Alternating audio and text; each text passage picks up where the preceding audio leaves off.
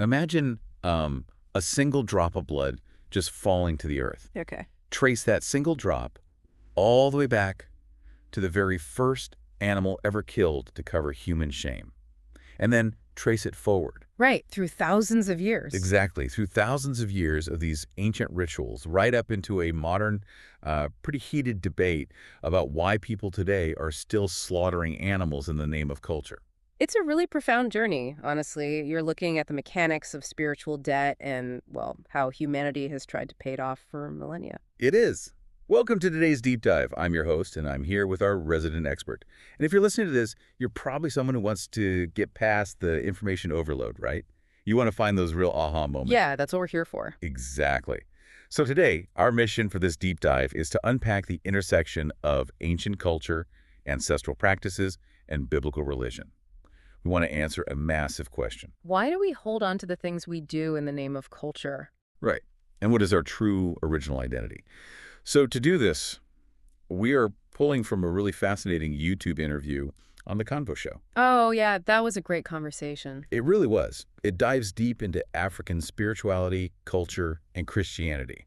And we are cross-referencing that conversation with a pretty massive stack of ancient texts. We've got Genesis, Exodus, Leviticus, Deuteronomy, Hebrews, and Tobit.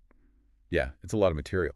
But if you want to understand why modern cultures practice animal slaughter to appease ancestors or spirits, which was a major focus of that Convo Show interview, you really have to find the genesis of the practice itself. Literally the Genesis. Literally. You have to look at where the concept of shedding blood to fix a spiritual problem actually began. And according to the YouTube guest, it didn't actually start as a way to appease angry spirits. No, the texts point right to the book of Genesis chapter 3. The fall. Right. Adam and Eve eat the fruit. They fall. Suddenly they realize they're naked. They feel this like crushing shame, and they try to hide by sewing fig leaves together. Which is such a human reaction, right? Yeah. Just trying to cover it up with whatever's nearby. Exactly. But the texts know God's response to this. Yeah. He steps in and he makes them garments of skin to clothe them, Right. which implies something pretty heavy when you really think about it. I mean, if God is making garments out of animal skin, An animal had to die. yeah, an animal had to die, that means the texts are actually positioning God as performing the very first slaughter. Taking an animal's life to cover their physical nakedness and their spiritual shame. It's like, well, it's like putting a Band-Aid over a deep, fatal wound. Yeah, that's a good way to put it. It covers the visible problem, the shame, the nakedness, but it doesn't cure the underlying disease. Which the texts describe as the fall of man. Right. And imagine the visceral shock of that moment for them. Oh, it must have been horrifying. According to the narrative framework of these sources, death didn't even exist before this. Adam and Eve had never seen an animal die. Let alone, a violent death. Exactly. They had to witness the sudden, violent end of a living creature and realize that their own actions caused it. But wait, I have to push back on this a bit because I was reading through the sources. Yeah. And if the sources say God didn't originally create humans to die and death only came as a result of the fall, why bring death into the picture just to make clothes? It seems extreme. Right. Couldn't an all-powerful God just snap his fingers and create like a cotton tunic or something? Why introduce blood immediately? Well, to understand the reasoning the texts are using here, we have to look at an underlying biblical principle that gets introduced later in Leviticus 17.11. Okay, what does that say? That specific text states that the life of the flesh is in the blood. Oh, so the life force itself is tied directly to the blood. Exactly. Within this theological framework, the covering of Adam and Eve was a physical demonstration of a totally new spiritual reality. Because mankind brought death into the world through disobedience. A cosmic law was triggered. Yeah. Life had to be traded to cover the consequences of that disobedience. The blood, the literal life force. Right. The literal life force of the animal became the currency required to cover the shame. And that singular event, it sets the ultimate pattern for absolutely everything that followed. Wow. Okay, so if one animal covers two people in Eden, as humanity explodes in population, the math gets terrifying. Oh, it scales up rapidly. I was looking at the Leviticus and Exodus sources, and the sheer volume of blood required is just staggering. It's a lot. As humanity multiplies, the sin multiplies, and that single drop in Eden turns into a river. It evolves into a massive, continuous system of sacrifice. I mean, the ancient texts detail these intricate, highly specific rules for these rituals. Right, we're talking about slaughtering and burning calves, rams, goats, pigeons on altars. And it wasn't just killing them. No. The priests are instructed to pour blood on the altar, burn the fat, wash the intestines. There are very specific rituals for sin offerings, for peace offerings. For transgressions. It's an overwhelming sensory experience of death and labor just to maintain, like, a baseline of purity. Yeah, and we also see the famous Passover lamb in Exodus 12. Oh, right. The Israelites are instructed to slaughter an immaculate lamb and put its blood on the doorposts so that the plague of death would pass over them. Right, so in all these instances, blood is functioning as a shield, Mm, a covering. exactly. You know, the guest on the Convo show makes a really crucial point about all this Old Testament slaughtering. What did he say? He notes that it was a continuous covering of sin, but never a permanent removal. Ah, right. He uses this brilliant analogy of a car layaway. Oh, I love this analogy. It's so good. Imagine your great-grandfather bought a car on layaway. He pays the monthly installment. Then your grandfather pays it. Then your father pays it. Right. And now you are paying it. You keep paying this layaway months after months, year after year, but the debt never actually seems to end. That captures the mechanics of the Levitical system perfectly. You're constantly managing the interest, but the principle remains completely untouched. But okay, why design a system like that? What do you mean? I mean, if an all-powerful God is setting the rules, why institute a massive system of endless slaughter that the book of Hebrews later admits could never actually take away sins? Yeah, it seems counterintuitive. Because Hebrews 10 explicitly says it is impossible for the blood of oxen and goats to take away sins. It does, and Hebrews 10 actually provides the theological why for this as well. Okay. It states that the law was just a shadow of future good things. A shadow. Right. It wasn't the substance, it was just the silhouette. Because it was impossible for animal blood to actually clear a human spiritual debt, the sacrifices only provided a temporary annual commemoration of that debt. So it's like getting a monthly statement in the mail showing your massive layaway balance. Yeah, exactly. It reminds you of the debt, it keeps you from defaulting, but it doesn't clear the principle. It was a holding pattern.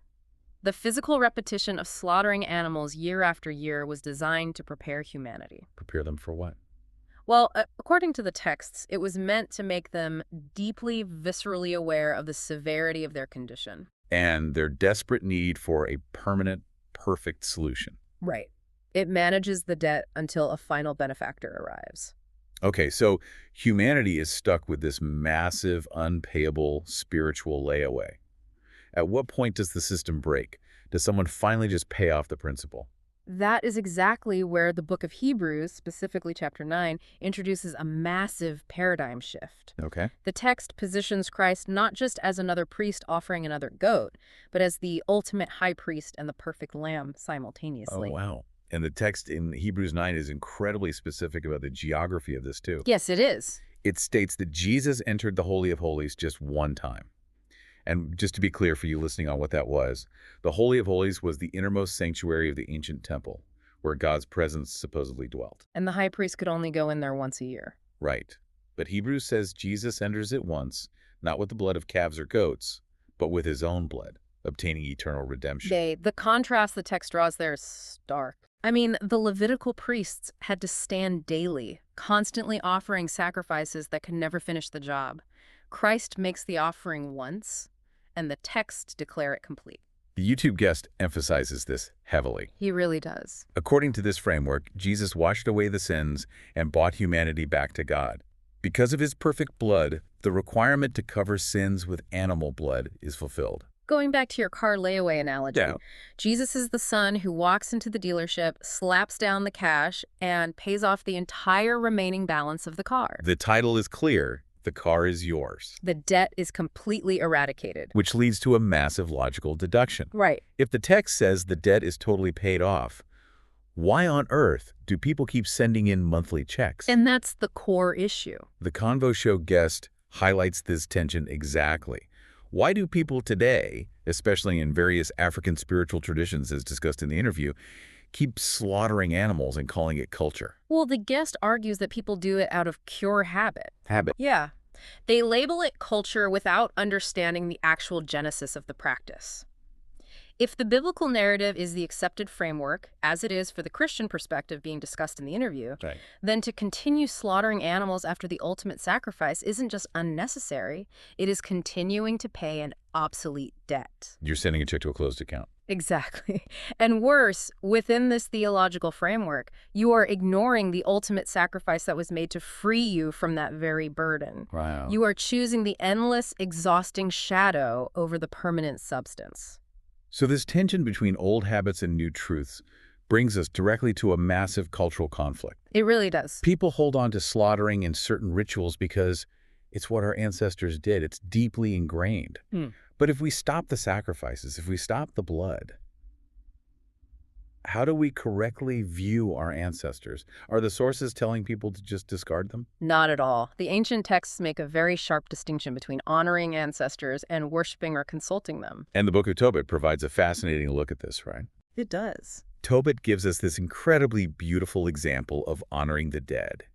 He's a guy who literally risks his own life to properly bury the dead of his nation when they are in captivity. Right, he's sneaking out to bury them. Yeah. He tells his son to honor his mother all the days of her life.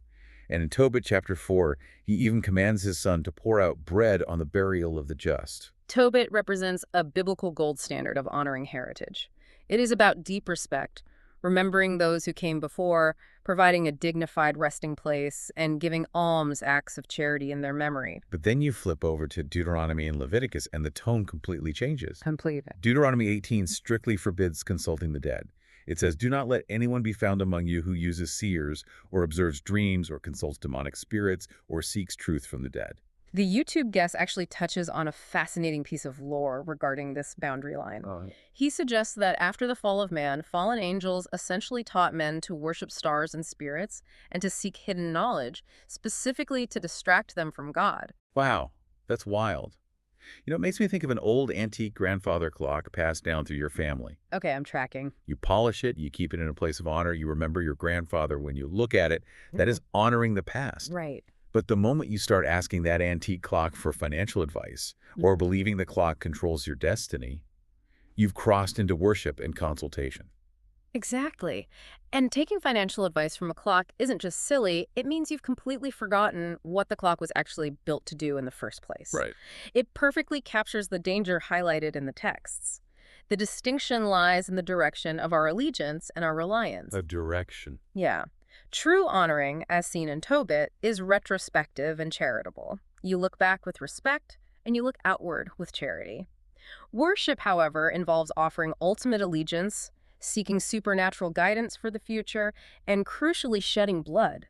The blood again? Yes, the biblical texts reserve the shedding of blood for atonement and the seeking of ultimate truth strictly for the Creator. So when a cultural practice demands a blood sacrifice to appease an ancestor, Or seeks a spirit medium to predict the future. right, it is no longer just honoring a memory. It has elevated the ancestor to the position of a deity. And blurring those lines, according to Deuteronomy, leads to the very abominations that caused nations to be driven out of the land. It's shifting your reliance from the creator to the created. Precisely. So if we strip away these inherited cultural practices, if we stop paying the obsolete debts, stop the layaway payments, stop consulting spirits and asking the antique clock for advice, what are we actually left with? We are left with the question of our original identity. Okay. The guest on the Convo show asks why it is foolish to keep doing things just because of ancestral practices. His conclusion is that by doing so, we are clinging to a fragile, man-made cultural identity instead of embracing an original identity. And the text back this up in a powerful way. I mean, Deuteronomy 32, verse 6 asks this incredible question. Is he himself not your father, who has possessed you and made you and created you? And Genesis chapter 9 reinforces that man is made in the image of God, not in the image of a specific tribe or a specific cultural tradition, but the Creator himself. The guest points out that God, like a father, entrusted humanity with inherent gifts. He imparted the seed, the responsibility of creation, and stewardship over the earth. It's an identity built on direct relationship. Yeah. And in the New Covenant, Hebrews 9:15 tells us that we receive the promise of an eternal inheritance from the Father. It's like we often wear our culture like a comfortable hand-me-down coat. Oh, that's true. You know, Yeah. it's familiar, it smells like home, it's what our parents wore. But we are clinging to this worn-out coat, completely forgetting that we have a pristine, custom-tailored suit waiting for us, designed by our creator himself. A permanent inheritance versus a temporary tradition. But let's look at the emotional weight of this, because the YouTube interview touches on the reality of this struggle. It's not easy. Isn't it absolutely terrifying for a person to just drop the cultural identity their family has held for generations? And absolutely. Imagine sitting across from your grandparents and telling them you refuse to participate in the ancestral slaughter. You risk total isolation from your own people. Oh, yeah. You risk being called a sellout or being completely exiled from your community. The social difficulty is just immense. The sources acknowledge that. These traditions are deeply, deeply woven into the social and emotional fabric of a community. Stepping away from them can mean real, painful social exile. Right. But the text also provides a counterbalance. Finding your identity in the Creator provides a permanent, unshakable foundation. While human tradition... As the text warn repeatedly, human traditions will eventually fade, corrupt, or be proven obsolete. But finding an identity in a Creator who claims you as his own, imparts gifts directly to you, and offers an eternal inheritance. It's a game changer. It's the difference between building your house on shifting cultural sands versus solid rock. Let's bring all of this together for you, the listener. We started by tracing a single drop of blood from the very first animal killed to cover human shame in the Garden of Eden. Right, and we watched that drop turn into a river through the endless, exhausting layaway sacrifices of the Old Testament system. We saw how, according to the book of Hebrews, that impossible debt was finally cleared by the ultimate fulfillment of Christ. Making those old sacrifices entirely obsolete. Exactly. We've also navigated the crucial razor-thin line between beautifully honoring our ancestors, like Tobit did, by burying the dead, and dangerously worshiping them by seeking truth from the past instead of the Creator. And we challenge the comfort of clinging to a hand-me-down cultural identity instead of stepping into the original, custom-tailored identity offered by the Father. The core value in unpacking these ancient texts and modern debates is learning to question the why behind what we do. Yeah, that's the big takeaway. Exactly. So, to you listening, are the traditions you hold on to actually serving your original identity, or are they just obsolete habits? Are you paying off a car that was paid in full centuries ago? Right. It requires deep reflection to separate the shadow from the substance. It really does. And so, we want to leave you with a final thought to mull over, something to explore on your own. Yeah. If the ultimate debt of humanity has indeed already been paid, and we are no longer bound by the fearful spiritual practices of our ancestors, what modern sacrifices, whether that is your time, your peace of mind, or your energy, are you still blindly performing today simply because the generation before you told you it was just the way things are done?